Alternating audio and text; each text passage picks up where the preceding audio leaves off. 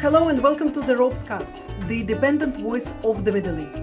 I'm Ksenia Svetlova. ROPE stands for the Regional Organization for Peace, Economics and Security. We are a young organization that works to lay the groundwork for a post-conflict Middle East by connecting forward-thinking Israeli and Palestinian emerging leaders with like-minded peers across the region.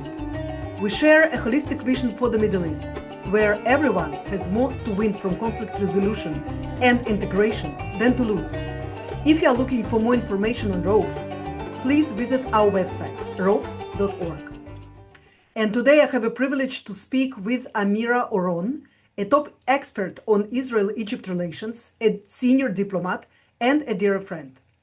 Amira Oron is one of the leading experts on the Arab world. She served as Israel's ambassador to Egypt from 2020 till 2024, becoming the first woman to hold this lucrative position.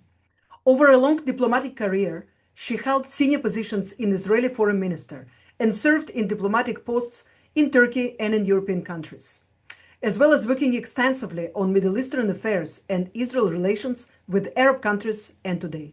She also served as senior researcher at the Institute for National Security Studies, INSS. Amira brings to the discussion a rare combination of first-hand diplomatic experience, deep knowledge of the Arab world, and the close understanding of the strategic challenges facing Israel today. Hello, Amira, and welcome to the ROPESCAST. Hello, and thank you for hosting me. Amazing. Amira, first of all, you know that I'm like you, I'm an Egypt lover. I'm fascinated by this country, and I think also that it's key to have good relations, with Egypt for security, and every other reason in the world, basically. You are not an ambassador in Egypt since 2024. Is there an ambassador in Egypt right now, Israeli ambassador? No, unfortunately, we don't have any ambassador in Cairo, and there is no ambassador, an Egyptian ambassador here in Israel, in Tel Aviv. For how long? So you left in 2024. For how long It's already have the Egyptian ambassador? 2 years. Unfortunately, the Egyptian government didn't approve to receive the new Israeli ambassador that was nominated by the Israeli government, my colleague Uri Rotman. And I think it is mainly dependent on the political situation that what we see in Gaza.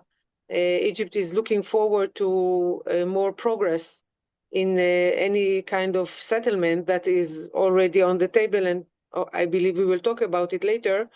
And since there is not much progress as Egypt sees it, it is very hard for them to accept now an Israeli ambassador, taking into consideration that the Egyptian public opinion will find it hard to accept it, to receive an ambassador in these times, in these days. So how are the relations ongoing? I mean, who is handling them if there are no ambassadors in these strategic posts? It is limited, for sure, because an ambassador does its work and going to very senior and higher positions in any given country, as I did. But now we have the teams. The diplomatic teams are working. We have our team in Cairo. We have a chargé d'affaires. Now, a woman was nominated, an Israeli diplomat. And things are moving on, but of course, as I said, very, very limited, unfortunately.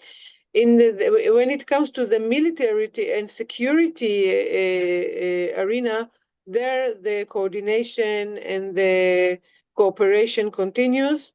But all the other things that I enjoyed doing and developing through the first 3 years of my term in Cairo are all gone. We have only the very important economic cooperation in energy, in gas export from Israel to Egypt. And we have also the textile kind of cooperation mechanism that keeps on going since 2004.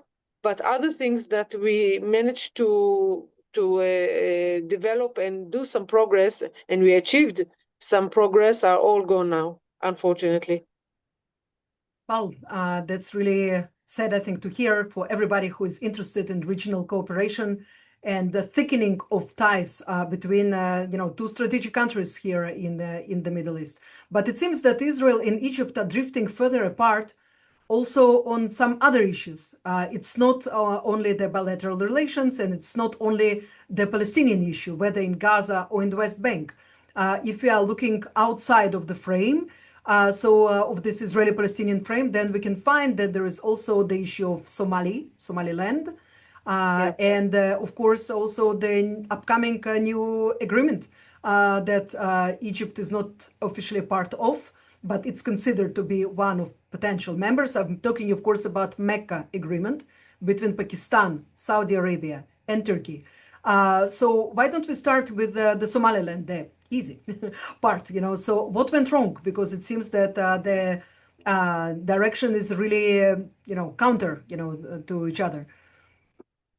I agree that there are more and more subjects and issues that Israel and Egypt belong to different camps, if I can say. We really find each other very far away apart in our positions. Somaliland is the issue of Somalia, of course, where Egypt constantly argue that what is needed throughout the region, throughout the Arab world, and Somalia is as a member of the Arab League, of course, is that their unity, the unity of each country should be preserved. They will not allow and they cannot support any step that will cause any kind of separation or putting into parts any given Arab country. They constantly stand against it, whether it's Lebanon or Syria or Sudan or any other country. And of course, Somalia, with its very important and strategic geopolitical location, Egypt cannot allow it. And they are trying to do their utmost in order to coordinate with other countries, other Arab countries that don't see it in a very favorable way. They constantly reject it.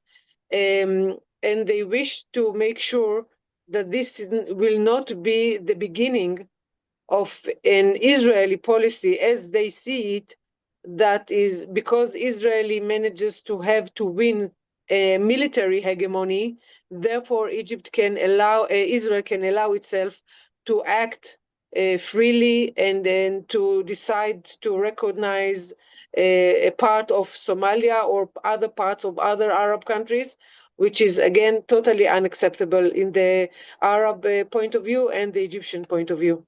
So just to mention that also Saudi Arabia has a similar approach to the issue, and the two countries and also some other countries stand together, while it seems that Israel's position is supported by the UAE currently. The only Arab country that support it, absolutely. UAE manages to lead a different kind of policy. Also, we see its involvement in Sudan and Libya. That is not very positive in the eyes of Egypt. They don't, of course, they don't confront UAE because it's a very important sister country to Egypt, but they see this, both scenes in Sudan and Libya, which border, of course, Egypt, in a very different way. And they wish to keep on making sure that the unity of Sudan, the unity of Libya will be preserved, their sovereignty, and not be challenged by any foreign powers supported by UAE or other Arab countries.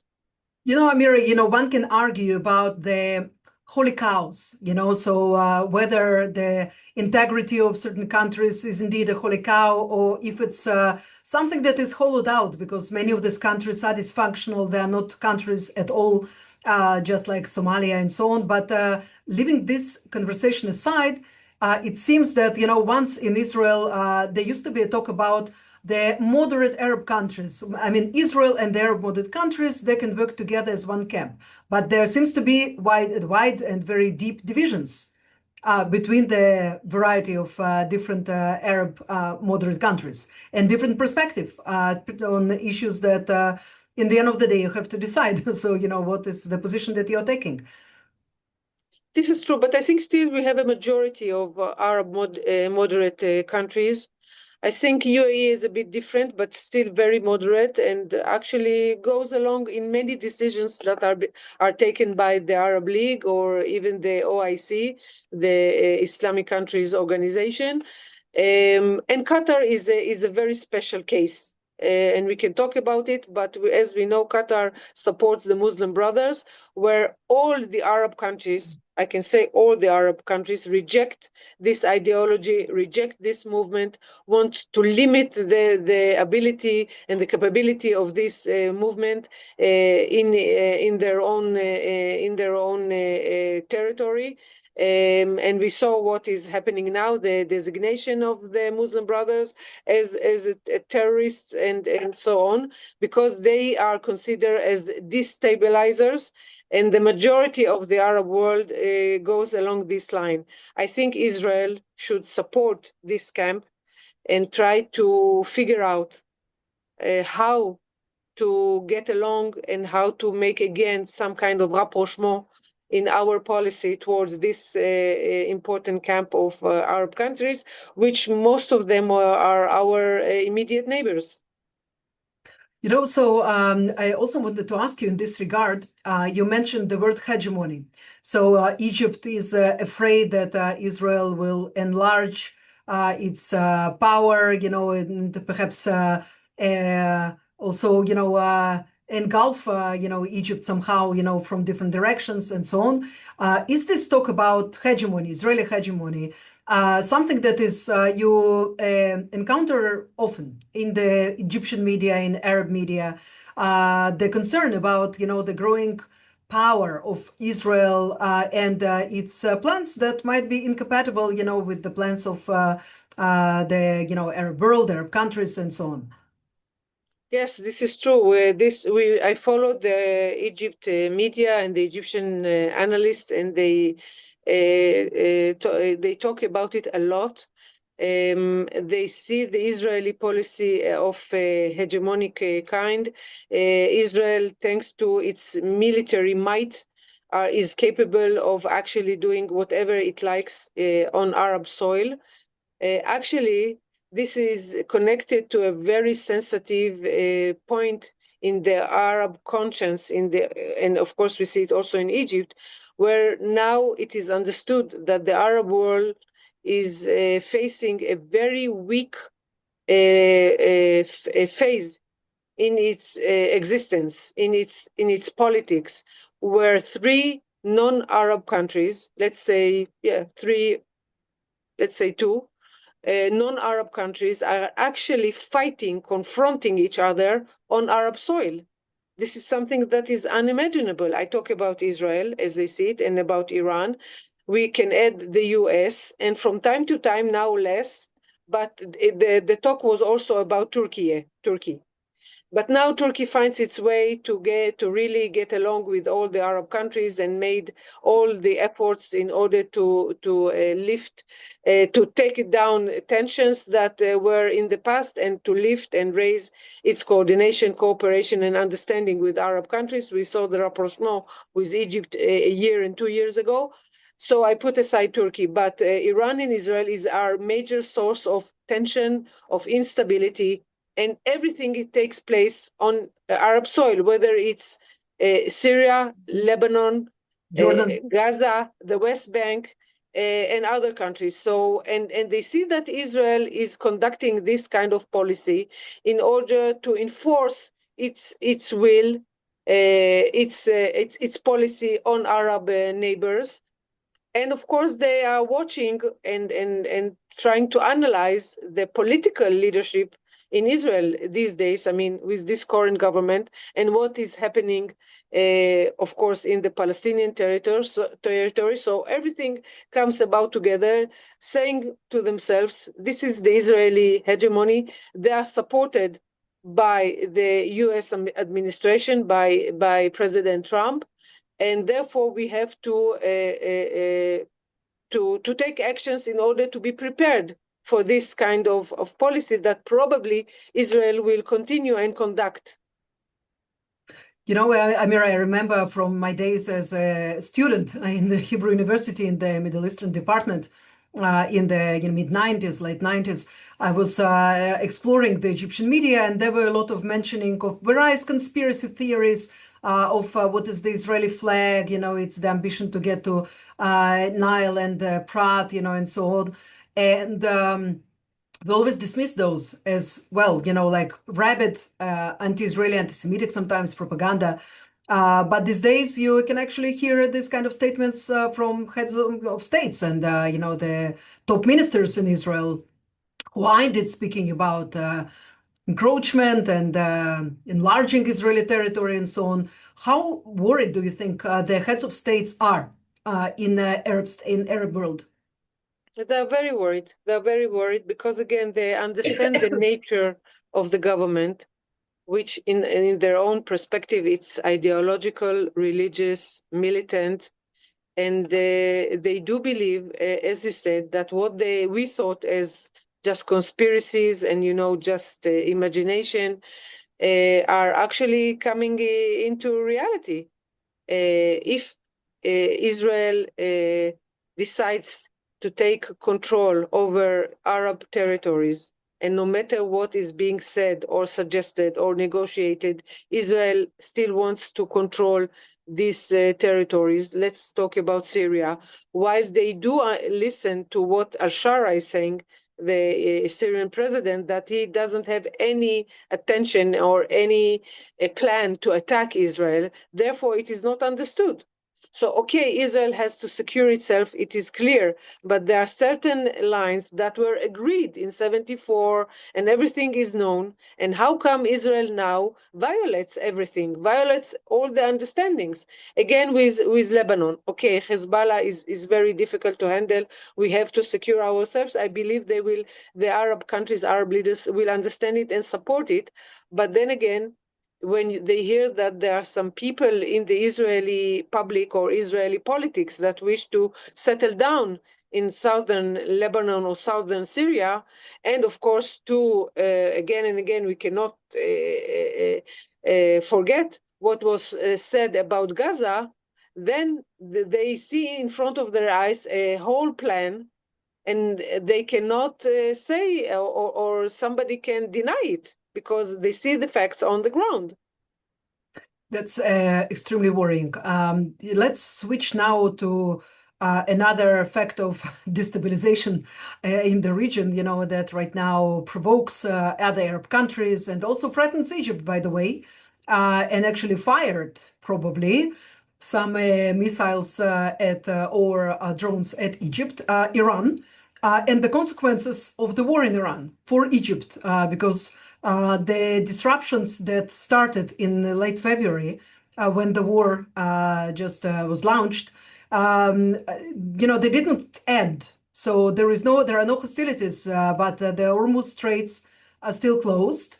And there is always the threat of the Houthis also to do something in the Bab el-Mandab, in the Red Sea. How does Egypt find itself? I mean, it's not close to Iran. It's not across, the bay or something like this. But it's still threatened, and it seemed that there is also some influence on what is happening there. Absolutely. The Iran-USA-Israel war is a major concern for Egypt. Absolutely.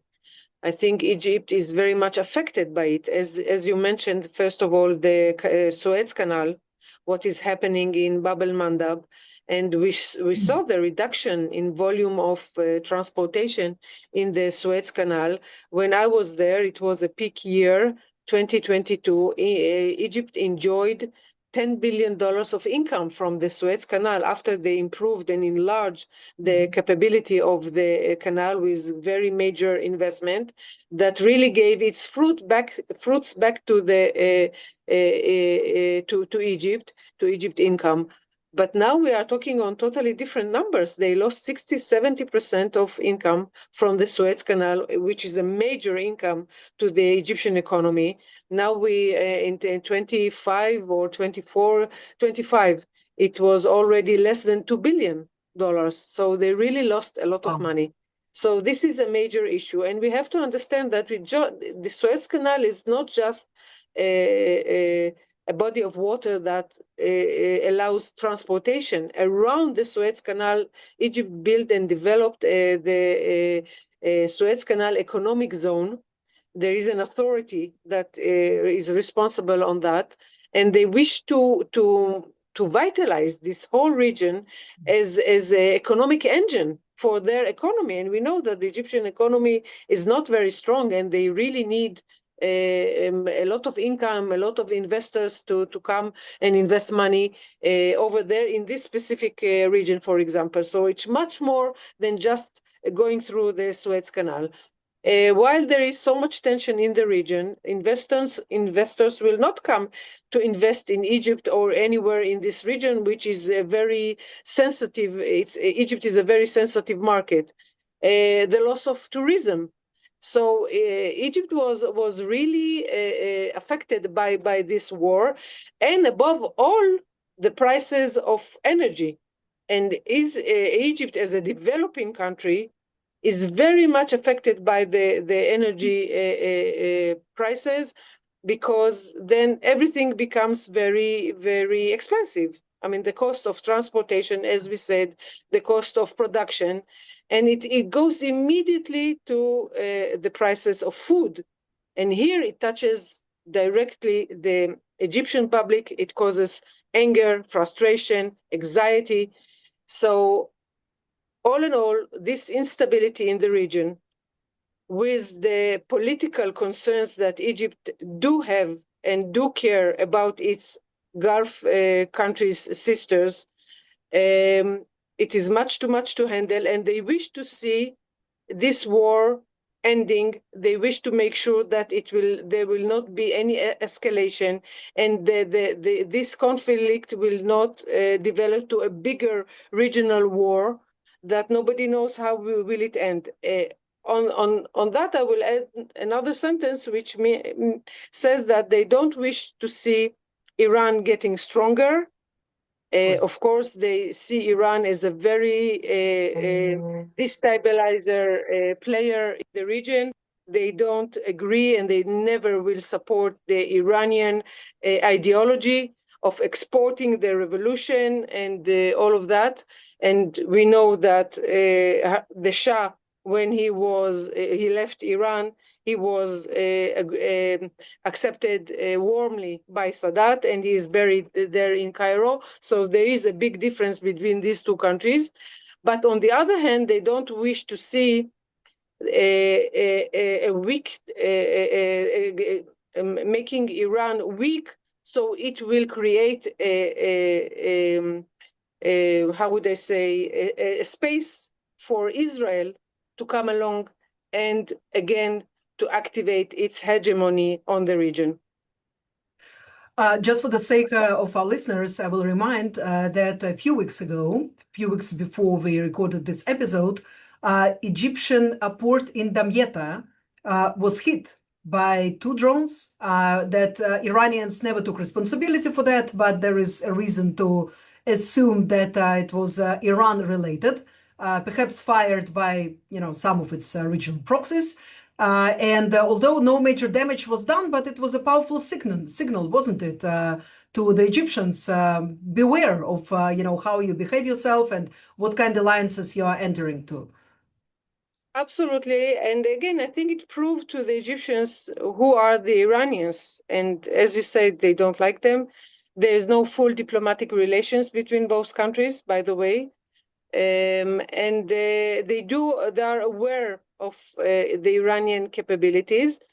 It made it this action, this attack, and even before, but absolutely the attack supported the Egyptian decision to get along and create some kind of more multilateral regional mechanisms that will make sure that the regional security will be preserved, and that they will be able to keep on working on the same lines or with the same powers that we see now in the region. They see that the Americans are not how would I say, a very profound and very clear support to the Gulf countries. Egypt also watches this, so they understand that they have to create their own capabilities with other partners. And here comes along the Mecca Pact that they watch it. I don't know, I'm not so sure whether they will join it, but we can talk about another very important mechanism, the quadrilateral forum mechanism that was created between Egypt, Saudi Arabia, Turkey, and Pakistan, which is a very, I think, a very important tool in the eyes of Egypt in order to be able to conduct what I've just said about depending on their own abilities in the region with the support of other actors like Turkey and Pakistan. You know, Amira, in a way, wasn't it what the US wanted to see in the region? You know, assuming more responsibility, having more regional alliances. And of course, you know, I think what Donald Trump had in mind is he called it the Middle Eastern NATO, which is a little bit, okay, overblown, but let's say some kind of organization with a similar organizing principle. But he thought that Israel would be also part of that. And right now it seems that, you know, this alliance have no intention. They have no intention to join forces with Israel, but rather they see Israel, and it was explicitly mentioned by the Turks, as a threat, a possible disruptor, you know, and so on. I agree. This mechanism is not against Iran or against Israel, but absolutely trying to limit their abilities of both Iran and Israel to get control on the region, as we've just talked. I think I don't see any option now that Israel will join this mechanism. It's a very important one because again and again, also the Palestinian issue is still standing and is a major issue in the eyes of the whole four countries.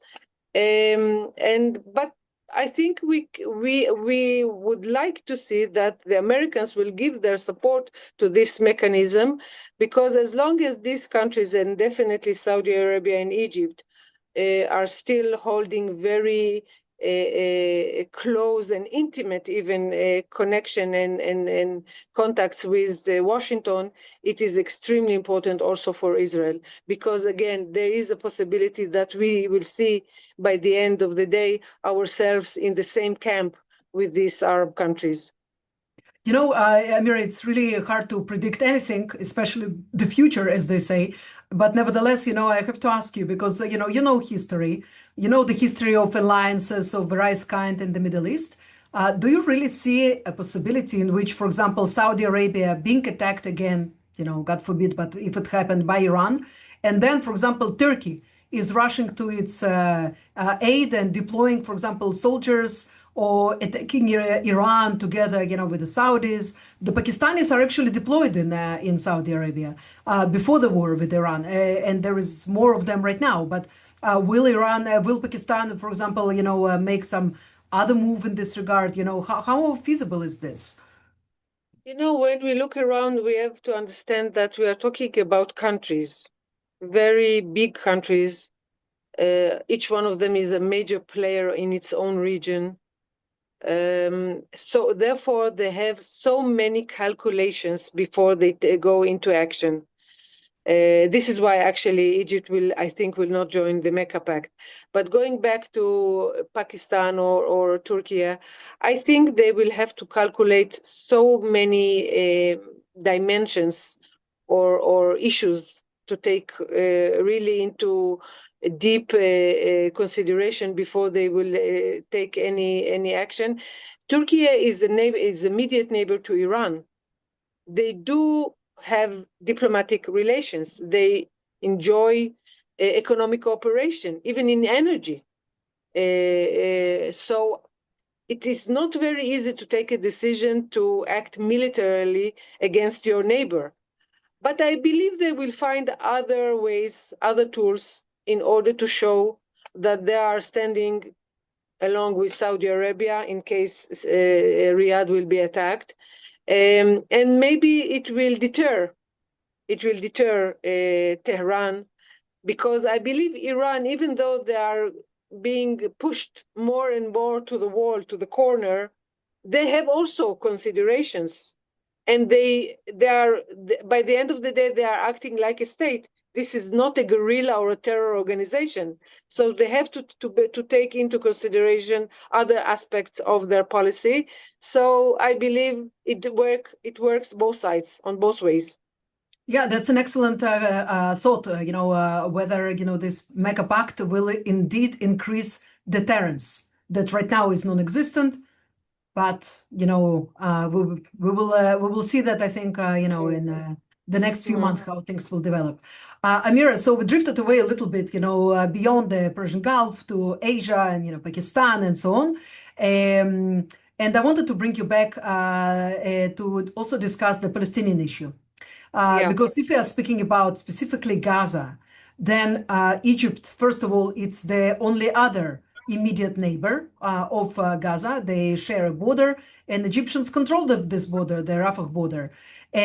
So from the offset of this war and the attacks of 10/7 and then the war in Gaza and so on, so we've been to so many rounds of, well, practically everything. It's humanitarian aid. It's the accusations in Israel that Egypt is gearing up for war. Baseless accusations, according to IDF, I have to remind, and so on. Tensions and then reductions of tensions and so on. Where do we stand today? With Trump's plan, with clear understanding that things are not moving according to Trump's vision currently. They are stuck. Egypt sees the Trump plan as its own achievement. We have to remember that there was a summit in Sharm el-Sheikh where Trump joined, and there it was declared. So for Egypt, this is a major achievement and asset. They are not going to let it go. And since Israel accepted it, and Israel did accept it, they are now pushing. The only thing that matters now for Egypt is to make sure that the second phase of this plan will be executed. And they wish to see it what happening. Is the second phase? Because again, maybe not every listener of ours is familiar with the details. Second phase is actually after the first phase that allowed the return, thanks God, of our kidnapped, and some kind of humanitarian aid limited to Gaza. Now we are talking about more humanitarian aid, giving more equipment inside Gaza, whether to change the tents that the Gazan people are living in now with containers, something that is more solid, and also to make sure that Israel will withdraw to the yellow line and then the other lines, and to allow the bureaucratic committee that now is staying in Cairo, which is it's a Palestinian origin from Ramallah, or with some kind of orientation to the Fatah, the PLO, to Ramallah, waiting now in Cairo in order to enter. And then we have also the stabilization force, which is a multinational kind of force. And we see that there are some countries that are ready and prepared to volunteer and give its own troops to this force. So all of these things should happen now. And this is what Egypt is pushing for and doing its utmost, constantly talking about it, discussing it, putting it all the time in front of the international community. Even while the war with Iran was very hot and very active, Egypt did its best to make sure that this issue, the Palestinian cause as a whole, and especially the issue of Gaza, will not be marginalized. And they talk about it also in this quadrilateral mechanism that was created. So this is the most important issue for Egypt. I will add that while doing so, one of the reasons that it is important for Egypt is that they will make sure that the previous plan of taking out the Gazan people into Sinai or somewhere else in the world and making and building a wonderful marina in Gaza will be abolished completely. They do fear until now this possibility that Israel will cause an enforced migration from Gaza to Sinai. Therefore, they put on the table, and they want to make sure that the Trump plan will be executed. And this is an answer to any kind of plan that someone in Israel might revive.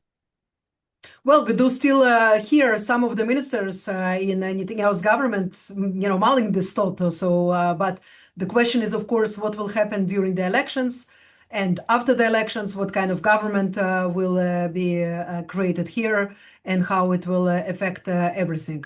Amira, so our time is approaching its end, unfortunately. Although I could just continue speaking to you for another few hours, easy. It's always fascinating. But I wanted to ask you, somebody who's been as an ambassador to Egypt and you follow the history of Israeli-Egyptian relations, what are your recommendations to future Israeli government? Let's suppose that there is a change and there are some positive elements that would want to listen to the words of wisdom and to improve the relations, with the region in general and with Egypt specifically. What does this government needs to do?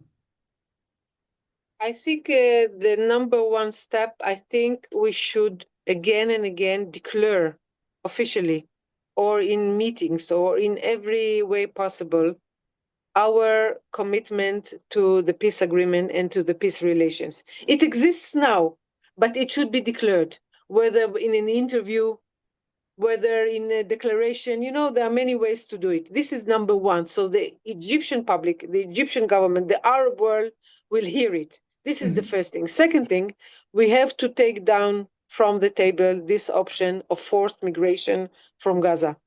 This is really a major point in the Egyptian perspective. They cannot allow it. As we remember, on October 23, President al-Sisi defined it as a red line. If it will be breached, if it will be broken, Egypt will react, and it will touch, God forbid, the essence of our peaceful relations with Egypt. Therefore, it should be declared that there is no such a plan. Israel is totally committed to execute it and to put into action the Trump plan. We have our reservation. Everything is okay. We can negotiate, but this is the plan. Also, the third thing that I will recommend is to lower or to finish this terrible phenomena that we see in the West Bank of Israeli settlers' violence against Palestinians. This is totally unacceptable. I mean, all the Arab countries are watching it, and this is something that is really harming us. And I will add to that also the issue of Al-Aqsa, how many people and what are going to the mountain, to the Temple Mount, and what is happening there, because there is a major concern that Israel wishes to change the status quo and what was agreed upon when it comes to Al-Aqsa. So if these steps will be taken, I think it will lower a lot the tension, and then it will create more will from the Arab side, from Egypt's side, to listen to the Israeli side. Is there an appetite for promotion and development of relations between Cairo and Israel right now on the Egyptian side? Egyptian side, I don't know if appetite, but there is necessity. In life we have necessities, and during the war, the volume of export of natural gas from Israel was enlarged in amazing numbers, because there is a necessity. Egypt needs a lot of gas for its own local markets, and also whether if Egypt in the future will have enough, they will continue exporting LNG to Europe and elsewhere, mainly Europe. So this is a very good example. I mean, and there are so many other things that we can do together. Actually, it's again what I tried to achieve during my term over there. So, but again, the appetite, as you call it, will come back to the Egyptian side, and the ear will be more ready to listen if we will take the steps that I mentioned. On the Palestinian front, of course. Yeah. Amira, I didn't prepare you for that, but it was always very interesting for me because you spent, a sizable amount of time in Cairo, and not many Israelis have a chance to visit Egypt beyond Sinai and to go to Cairo. I think that the younger generation in general, so they really didn't have much chance. The recent years were very hectic with COVID and then the war, of course, and so on. And it's a beautiful city. What is your Thank you. favorite place in Cairo? What the place that you would go there right now if you would land now in Cairo? Wow. I know it's tough choice. Yeah, but but what I recommend to anybody who comes for the first time to Cairo, I do recommend to go to the pyramids.